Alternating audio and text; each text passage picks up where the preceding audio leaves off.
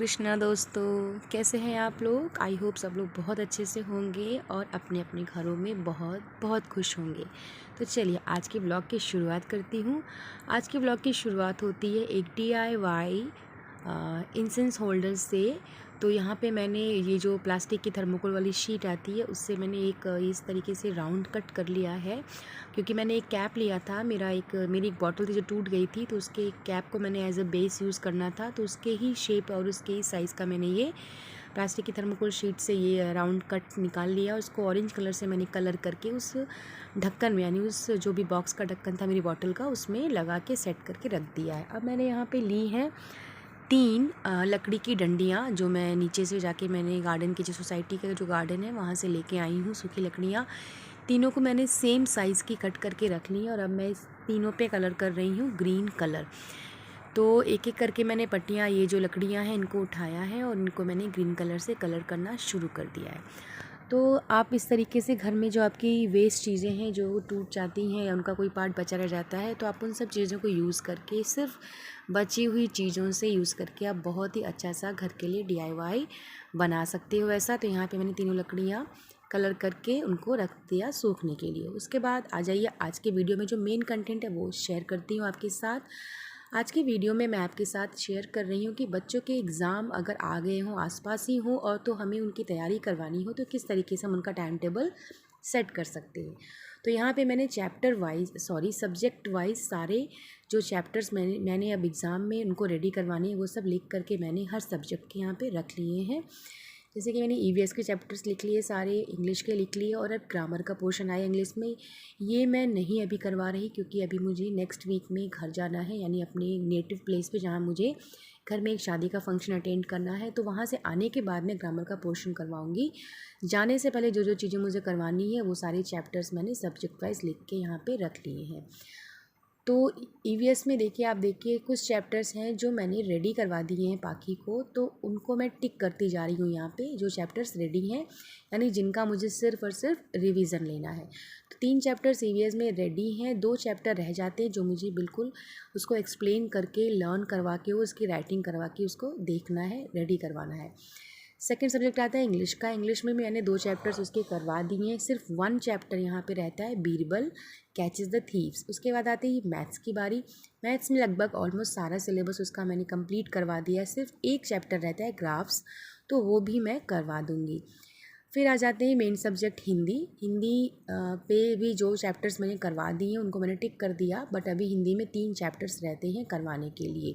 तो इस तरह से मैंने अपने माइंड में सेटअप डाल लिया कि हाँ, मैंने कितना पोर्शन करवा दिया और कितना मुझे करवाना है। रह गए कंप्यूटर, GK और मराठी। तो ये तीनों सब्जेक्ट्स भी मैं शादी से आने के बाद रेडी करवाऊँगी। जो मेन सब्जेक्ट्स हैं ना, EVS, English, maths and Hindi, उनको मुझे रेडी करवाना है अभी। तो आ जाइए, अब जो जो चैप्टर मुझे रेडी करवाने हैं उनको मैंने एक अलग पेज पे अलग से लिख लिया है, ठीक है, कि कौन कौन से चैप्टर मुझे अब करवाने हैं।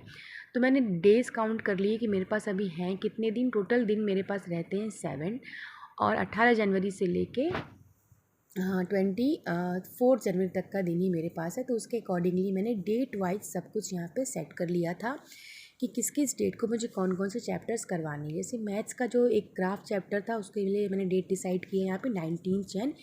तो उसमें मैं उसको एक्सप्लेन करूँगी वो चैप्टर, और उसके बाद उसकी प्रैक्टिस करवाऊँगी, ठीक है। फिर आगे हिंदी में भी मैंने 20 जनवरी को एक चैप्टर रखा है।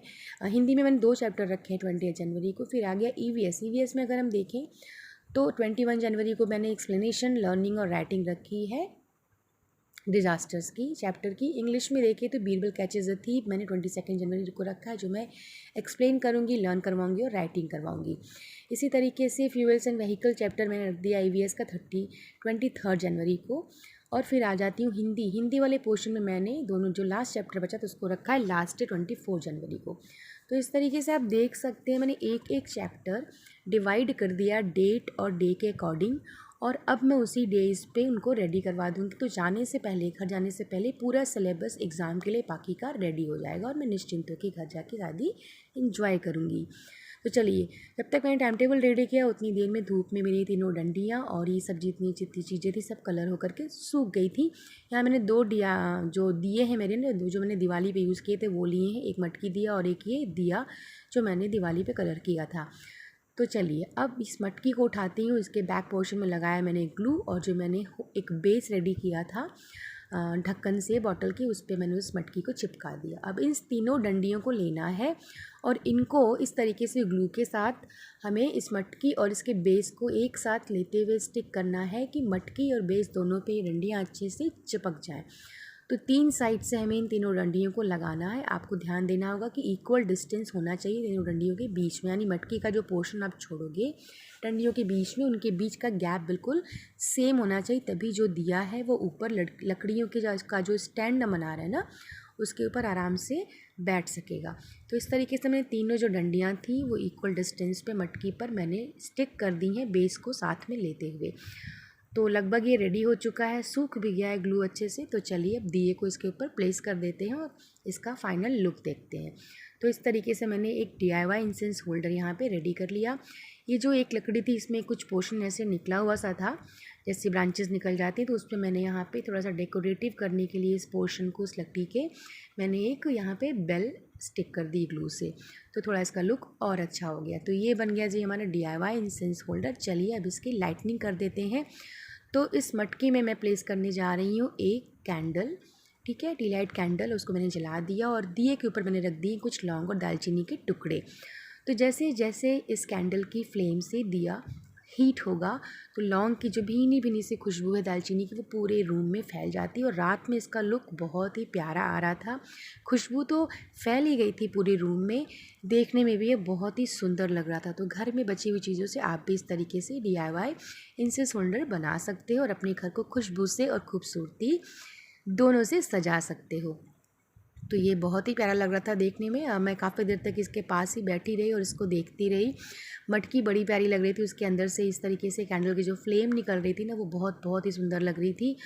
और इसकी हीट से जो ऊपर लौंग और दालचीनी थी उसकी खुशबू पूरे रूम में फैल रही थी। तो बस हो गई थी शाम। भगवान जी का दिया जो भी था लगाने के बाद पूजा वूजा करके मैं चली गई अपनी एक फ्रेंड के घर पे, क्योंकि हम दोनों का आज प्लान था बच्चों को मेला घुमाने का। यहाँ पास में ही एक मेला लगा हुआ है जहाँ बहुत सारे झूले लगे हैं।